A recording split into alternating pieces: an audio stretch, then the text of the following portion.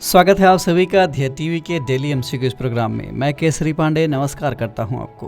तो चलिए बिना देर के हुए शुरुआत करते हैं आज के एमसीक्यूज का और लेते हैं सबसे पहला सवाल। केंद्रीय रिजर्व पुलिस बल के संबंध में निम्नलिखित में कौन सा अथवा कौन से कथन सत्य हैं? पहला, ये भारत का सबसे बड़ा अर्धसैनिक बल है। दूसरा, ये भारत सरकार के गृह मंत्रालय के तहत काम करता है। तीसरा, इसका प्रमुख काम पुलिस कार्रवाई में राज्य अथवा संघ शासित प्रदेशों की सहायता करना और आतंकवाद पर लगाम लगाना है। आपके ऑप्शंस हैं ए केवल 1 और 2, बी केवल 2 और 3, सी केवल 1 और 3 अथवा ऑप्शन डी 1, 2 और 3।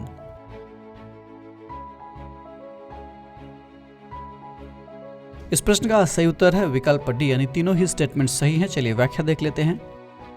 246 बटालियनों और तमाम अन्य प्रतिष्ठानों के साथ सीआरपीएफ भारत का सबसे बड़ा अर्धसैनिक बल माना जाता है। भारत सरकार के गृह मंत्रालय के तहत काम करता है। इसका प्रमुख काम पुलिस कार्रवाई में राज्य अथवा संघ शासित प्रदेशों की सहायता करना, कानून व्यवस्था बनाए रखने में मदद करना और आतंकवाद पर लगाम लगाना है। बस्तर में आज यानी 25 मार्च 2023 को सीआरपीएफ अपना 84वां स्थापना दिवस मना रही है। वैसे तो सीआरपीएफ का स्थापना दिवस 19 मार्च है। सुरक्षा कारणों से यहाँ करीब 1 हफ्ते की ये देरी हो गई है। अब बढ़ते हैं दूसरे प्रश्न की ओर। प्रधानमंत्री मत्स्य संपदा योजना के संबंध में निम्नलिखित में कौन सा अथवा कौन से कथन सत्य हैं? पहला, इस योजना को वित्त वर्ष 2020-21 से वित्त वर्ष 2024-25 तक सभी राज्यों अथवा संघ शासित प्रदेशों में कार्यान्वित किया जा रहा है। दूसरा, इसके तहत मछुआरों को बीमा कवर, वित्तीय सहायता और किसान क्रेडिट कार्ड की सुविधा प्रदान की जाती है। आपके ऑप्शंस हैं ए केवल 1, बी केवल 2, सी इनमें से कोई नहीं अथवा ऑप्शन डी 1 और 2 दोनों।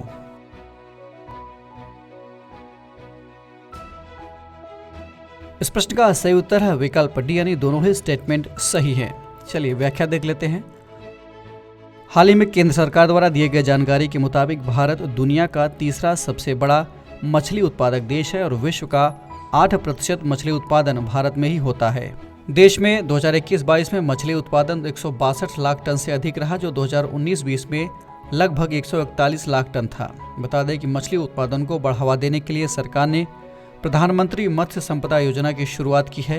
ये मत्स्य क्षेत्र पर केंद्रित एक सतत विकास योजना है जिसे आत्मनिर्भर भारत पैकेज के तहत वित्त वर्ष 2020-21 से वित्त वर्ष 2024-25 तक सभी राज्यों अथवा संघ शासित प्रदेशों में क्रियान्वित किया जा रहा है। इसके तहत मछुआरों को बीमा कवर, वित्तीय सहायता और किसान क्रेडिट कार्ड की सुविधा भी प्रदान की जाती है। बढ़ते तीसरे प्रश्न की ओर। निम्नलिखित में से किस देश में दुनिया का सबसे प्राचीन पर्ल टाउन खोजा गया है?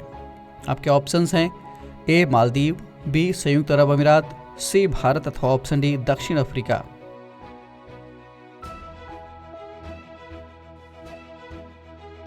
इस प्रश्न का सही उत्तर है विकल्प बी यानी संयुक्त अरब अमीरात। व्याख्या देख लेते हैं।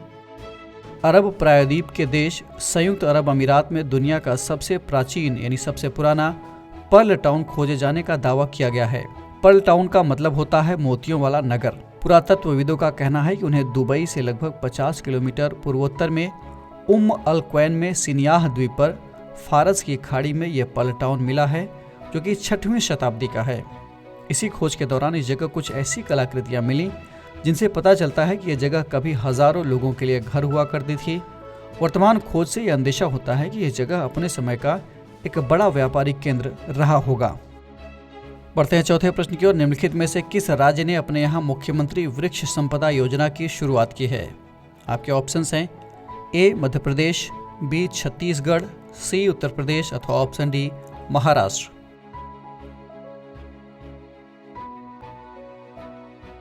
इस प्रश्न का सही उत्तर है विकल्प बी यानी छत्तीसगढ़। व्याख्या देख लेते हैं। विश्व वानिकी दिवस यानी जो कि 21 मार्च को मनाया जाता है, इसके अवसर पर छत्तीसगढ़ सरकार ने मुख्यमंत्री वृक्ष संपदा योजना शुरू की है। इसका उद्देश्य किसानों और भूस्वामियों को वित्तीय सहायता प्रदान करके राज्य भर में वृक्षारोपण को बढ़ावा देना है।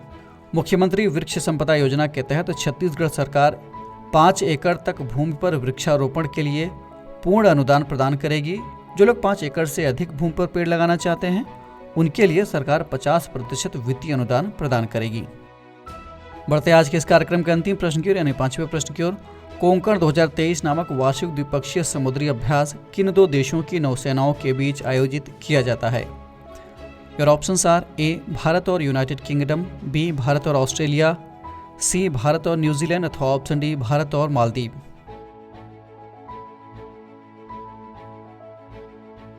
इस प्रश्न का सही उत्तर है विकल्प ए यानी भारत और यूनाइटेड किंगडम। व्याख्या देख लेते हैं। भारतीय नौसेना और रॉयल नेवी जो कि यूनाइटेड किंगडम की नौसेना है, इसके बीच कोंकर 2023 नामक वार्षिक द्विपक्षीय समुद्री अभ्यास आयोजित किया गया। यह अभ्यास अरब सागर में 20 से 22 मार्च 2023 तक किया गया। इस अभ्यास से समुद्री सुरक्षा को मजबूत करने और क्षेत्र में नियम आधारित व्यवस्था बनाए रखने के लिए ऑपरेशन तत्परता, अंतर परिचालनीयता यानी इंटरऑपरेबिलिटी को बढ़ाने और संयुक्त परिचालनी ज्वाइंट ऑपरेशन की क्षमता में सुधार करने में मदद मिलने की उम्मीद है इस अभ्यास से। तो ये था आज का डेली एमसीक्यूज कार्यक्रम। कमेंट करके हमें ज़रूर बताइएगा कि आपके 5 में से कितने प्रश्न सही हुए। हाँ, अगर आपको कार्यक्रम अच्छा लगा हो तो वीडियो को लाइक करना, चैनल को सब्सक्राइब और शेयर करना ना भूलें। साथ ही बेल आइकन भी प्रेस करें ताकि आपको हमारे आने वाले सभी प्रोग्राम्स का भी नोटिफिकेशन मिलता रहे। हम फिर मिलेंगे एक नए कार्यक्रम के साथ। तब तक के लिए पढ़ते रहिए और बढ़ते रहिए। नमस्कार।